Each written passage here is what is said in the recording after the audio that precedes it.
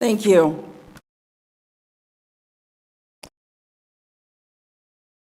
Good evening and welcome to our annual State of the County address. I'm delighted that we can come together in person right here in our chamber to share in this occasion. This is indeed a special time because we are sharing this message during our National County Government Month. As you know, our Durham County Board of Commissioners is a history-making board, still is.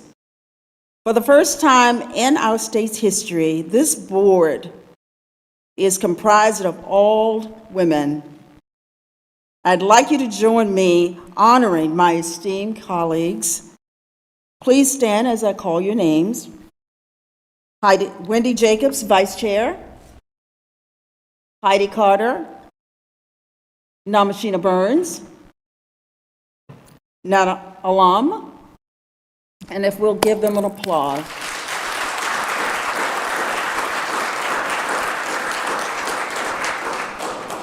Thank you so much for your service. Certainly, we all are honored to serve our community, and we appreciate your support. As your Board of County Commissioners, our role is to provide direction to our professional staff who ensures that we address the day-to-day needs of our diverse and ever-growing community. I want to introduce our brand new county manager, Dr. Kimberly Sowell. If she will stand and just take a bow.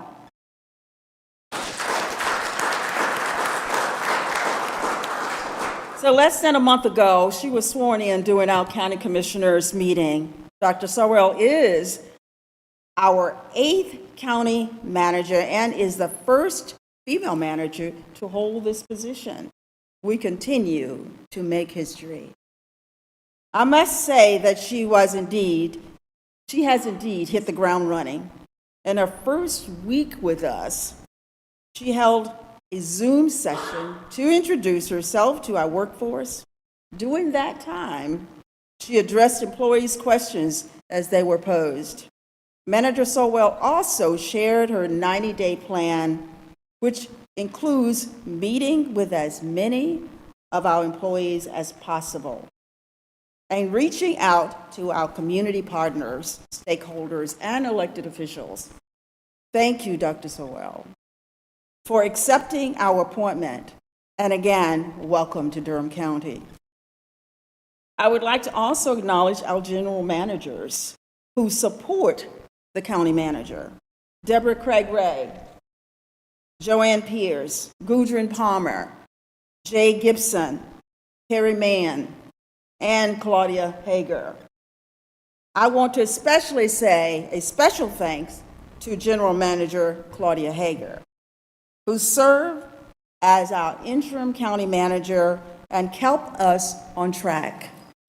Thank you for your service, General Manager Hager.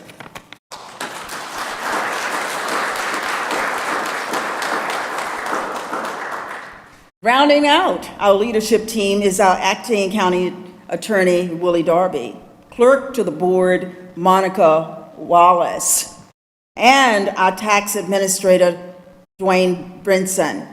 Thank you all for your outstanding service to Durham County community, particularly during these stressful times.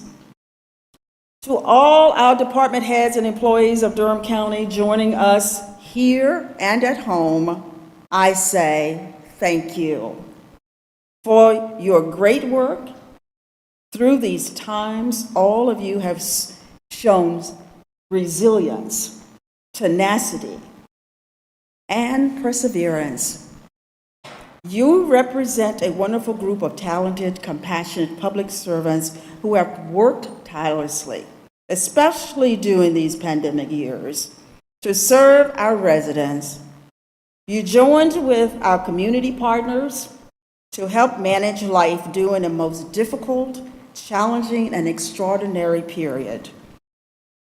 As challenging as it was working in a pandemic, just trying to manage from day to day, so many of our extraordinary employees also found time and energy and compassion to volunteer throughout the community to help anywhere they were needed. You helped our senior citizens, our families who needed meals. You provided critical information about resources and services. You helped with vaccination efforts in the community, and so much more. And we are so grateful to each and every one of you. Certainly, the COVID pandemic has touched us all since early 2020. But many of you watching this evening may not know that just before the pandemic, our government was hit with a massive cyber attack that impacted nearly all of Durham County services. I want to thank our teams who sprung into action and worked to ensure that our operations continued. Our success was led by the Office of Emergency Services and our IS&T staff who worked for weeks rebuilding and restoring our services. Especially, Durham County experienced a double hit. First, we had the cyber attack, then we had the declaration of the COVID-19 pandemic. The Office of Emergency Services and Durham County Public Health worked to help our organization and the greater community understand what we were dealing with. Thankfully, our departments had created continuity of operation plans, and with a few updates and pivots, major Durham County services continue to be provided for the community. I must say that during these 2 years, we have learned a great deal about the resilience of our employees.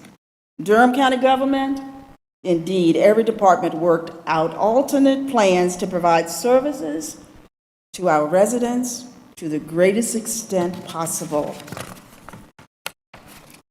We learned that some county operations could function in a remote environment, and they did. But at the end of the day, most of our workforce still had to provide services each day, despite the pandemic. The Office of the Sheriff, General Services, Emergency Medical Services, Youth Home Employees, Engineering, and more. I want to share a special thanks to our employees who were present as normal and did their jobs day in and day out. We were so grateful for your dedication and your tenacity in this time. As the pandemic wore on, and as we learned how to keep ourselves safe, more services reopened. One example I want to highlight is our library system. Over time, employees developed a process to serve its patrons safely. And thankfully, last July, we were able to gather in person for the official opening of our transformed main library. A great day indeed. Durham County worked to address the holistic needs of the community during COVID. We shared regularly weekly COVID messages in English and Spanish about methods to keep safe. Public Health Director Rod Jenkins taped weekly videos to inform the public on current trends and critical information. We all remember the 3's W. Wear your mask, wait 6 feet, and wash your hands. I think we all heard that, we could say it in our sleeps. Durham formed various task forces and working groups across the community to address food insecurity among our most vulnerable citizens. We distributed masks and gloves with local nonprofits. We worked to provide shelter to many homeless residents. Thanks so much to all of our residents and business leaders who joined with Durham County to help us through these difficult times. But the real game changer came into December 2020 with the FDA approval of COVID vaccines. Durham County began giving vaccines on December 22nd, 2020. Pfizer, Moderna, Johnson & Johnson were music in our ears, and everyone hoping to put COVID behind us and start the recovery. Durham County Public Health began distributing vaccines first for our seniors who had been most impacted by COVID, and eventually to other age groups as directed by CDC, and eventually to other age groups such as our 5-year-olds, 5 to 11-year-olds. I certainly hope that we are very close to being able to provide vaccines to our 4-year-olds and under children. As we continue to move forward from the past 2 years, one might say we're beginning a post-pandemic period on many fronts.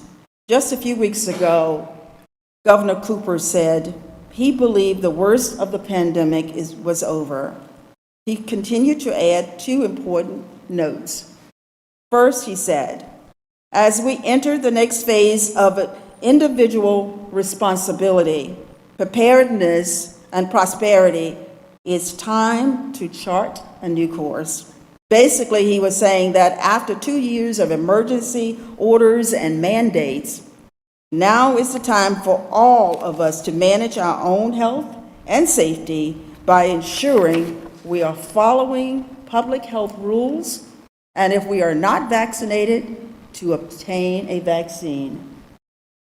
The governor also stressed the positive financial position the state is in overall and noted that the state's economy has recovered to pre-COVID employment levels. Durham County, fortunately, is one area of the state that has indeed weathered the economic storm with record numbers of new industries and jobs emerging. Durham County's success is attracting new companies and expanding existing ones continued during the past 2 years. Some companies that announced new and expanded efforts in Durham County include SmartWires, bringing its corporate headquarters and investing $21.5 million and creating 250 jobs. Bean Therapeutic, which brought an $83 million deal. Eli Lilly and Company, which announced a $474 million deal. And Google Cloud Hub, which will eventually bring 1,000 jobs to the area. We continue to marvel at the great work and results that have come our way, and interest in Durham County continues. We continue to be seen as leaders in biopharma, life science, innovation, and more. Certainly, Durham County remains in a positive financial condition, even during a pandemic. You may remember that we received news of various federal appropriations to help with the pandemic. First, there was a passage of the CARES Act, a $2 trillion economic stimulus bill designed to help address the early cost of the pandemic. Then in March 2021, the American Rescue Plan Act was passed.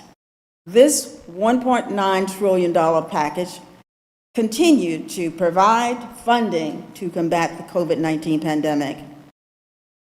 This legislation provided $362 billion in federal fiscal recovery aid for state and local government. Durham County was awarded $62 million over 2 years to support transformative projects.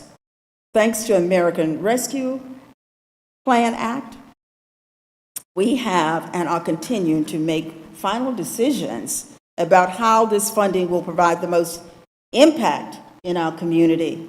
If you didn't know, these funds must be used for specific purposes, such as support public health response, address negative economic impact caused by COVID, replace public sector revenue loss, premium pay for essential workers, water sewer infrastructure, broadband and infrastructure.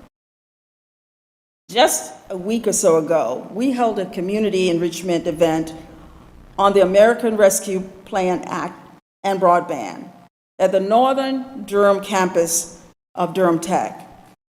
We heard directly from our residents about the lack of broadband in certain areas of Durham. Our staff explained that providing broadband has been an ongoing priority with our board, and the infusion of funds provided the chance to move this project forward. It was also noted that the pandemic really highlighted the need for expanding broadband in every community for several key reasons: solving the digital divide, improving education and addressing learning loss, enhancing the economy, and supporting increased availability of telehealth medicine and patient education. During the meeting, staff and residents also discussed strategies and ideas about how we will use the American Rescue Plan Act funds to improve broadband availability in certain areas of Durham County. Just to share more about plans to our use of American Plan Act funds, we have held vital virtual meetings to explain the use of the funds over the past month.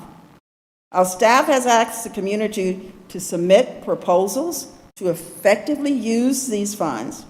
Many proposals have been received, and will be reviewed by our staff. Once proposals are vetted, recommended projects will come before the board for approval and implementation.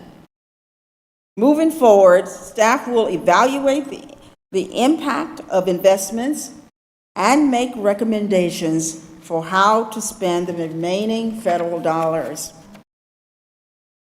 Now, there is a specific timeline in effect. Funds must be incurred and obligated by December 31, 2024. Funds must be expended to cover obligations, and all work must be completed by December 31, 2026. I encourage you to follow this process as it continues to unfold. Of course, approving a county budget is a major responsibility of our board. And as our new manager embarked with us, she came in just in time. And we have an outstanding budget team to manage that annual process. We approved the current budget of $736 million and made important strategic investments in this budget. Our board provided more than $166 million in funding for Durham Public Schools, continuing our priority in educational support. We continued investing in pre-K, providing $5.62 million for this current year. The budget also includes $942,000 to support the new long-term homeowner grant program for residents at or below 30% of the area median income.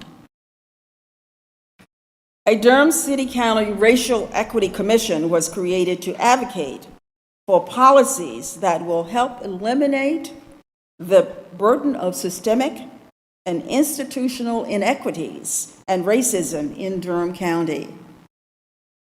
The Durham County's Safety and Wellness Task Force was formed by Durham County, the City of Durham, and the Durham Public School Board to conduct a comprehensive review of existing institutional and community-based public safety and wellness resources. The budget includes hiring a refugee and immigrant affairs strategist to build relationships and partnerships with organizations that serve the immigrant community. The Durham Master Aging Plan Committee continues its working groups to address the quality of life for our seniors. Our board approved a non-discrimination ordinance to protect LGBTQIA+ residents from discrimination in many areas of life.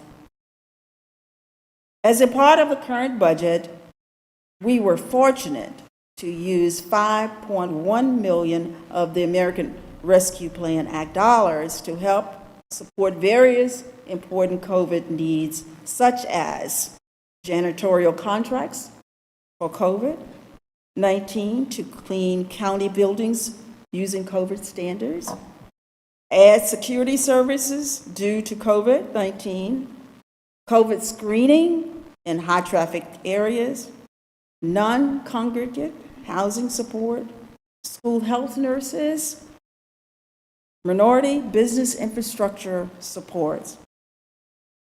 Our board met in February to begin to work in this year's budget priorities. We heard important information about the current economic climate from our budget and finance staff and tax administration and our financial advisor. As I noted earlier, Durham County is in a very good financial shape, but we must remain good stewards of those dollars as we move forward. During that budget planning session, our commissioners discussed critical community priorities and initiatives that are to be considered in developing this year's budget. Those priorities include continue the tax assistance grant program, adopt the capital improvement plan, expand funding to support crime reduction and intervention initiatives, increase funding that support children and families, increase funding to support mental health and behavioral health services, expand funding that supports transit investments, implement broadband to our rural areas, expand universal access to high-quality pre-K, allocate American Rescue Plan Act funds to support transformative community investments. While this list is not all of our priorities, I feel it represents our current goals moving forward. I urge you to follow our budget process as it unfolds this spring. There are at least 2 key dates that you should remember at this time. I'm going to put on your calendar. Our new county manager will formally present her recommended budget for fiscal year 22-23 on May 9th. The second date to remember is that the public hearing for the budget will be held by our board on May 23rd.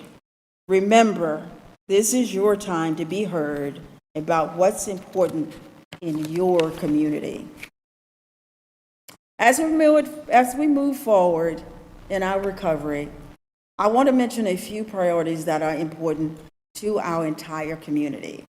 I must say that it is my pleasure to join with our new Mayor, Elaine O'Neill, which is here tonight. Our mayor is here, on some very critical programs to improve the lives of everyone in this community. Workforce development is a priority of this board.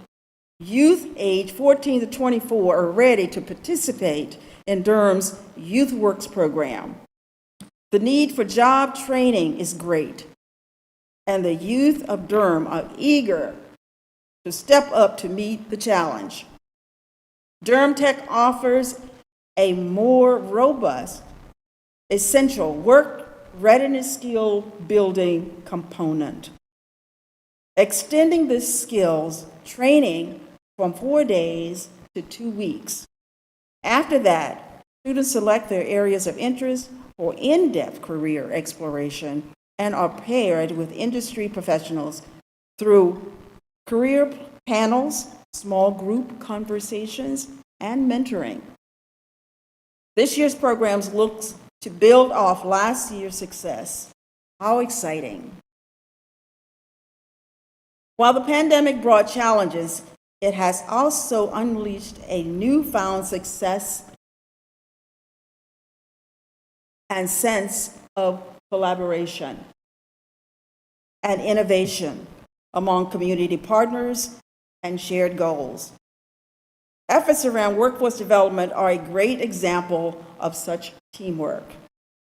Local governments, institutional partners, and community organizations have joined together to better connect residents to fantastic career opportunities and employees to the local workforce. Efforts have included virtual job fairs, enhanced employment resources, and industry-specific recruitment and training programs. Some of the specific industry focus includes hospitality, skills trades, and life science. A great illustration of such programming is the Building Up Local Life Sciences, or BULLS, initiative that provides success coaches, wraparound support services, and scholarships for students earning their certificate in biopharma manufacturing at Durham Tech. While the program is currently focused on life science, we believe that this model can be scaled to other high-demand industry certificates to help build up Durham's local labor systems. Another priority is transportation and how we need to proceed with great collaborative planning. Our Board of Commissioners continue to work with our staff and transportation partners on advancing the transit plan governance study. This will provide a new, more transparent governance process and an internal local agreement to deliver better stewardship and oversight of our critical county transportation funds. This governance study, coupled with our ongoing work on the Durham Transportation Plan, following a robust, comprehensive community agreement effort, will help ensure that all voices are heard with respect to transportation priorities, and will help ensure that we utilize our county-provided transportation funds in the most efficient, effective way for our residents and the region. Earlier this year, we resurrected the former crime cabinet. This new crime cabinet brings to the table people with lived experience who are closest to the pain of crime, together with decision makers.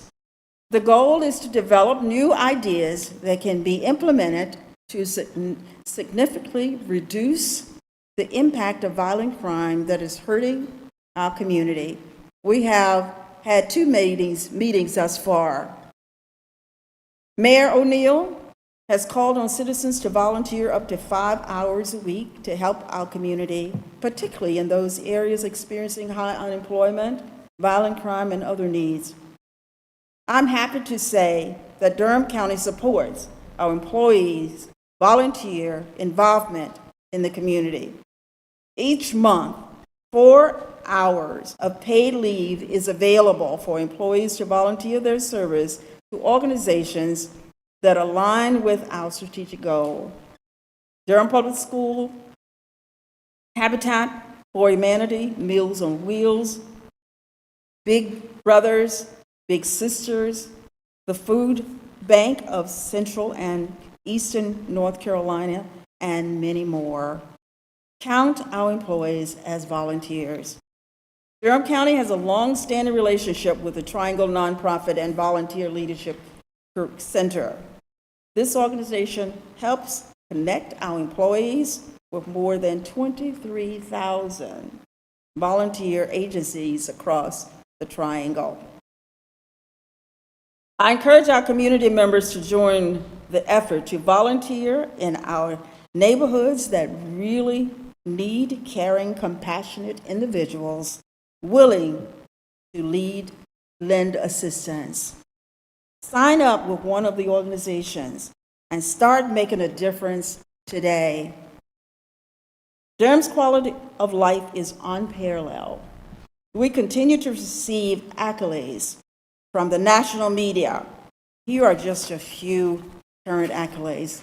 Durham is number 25 in the top 100 best places to live in America by livability. Durham is number 29 among most diverse cities in America by niche.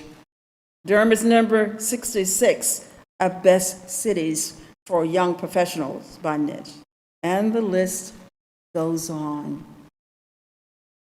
In closing, let me say, despite any challenges that will emerge, I know that we have the best and the brightest of employees in place to keep us moving in the right direction. Durham County is a community that values diversity of thought and collaboration. We have amazing employees.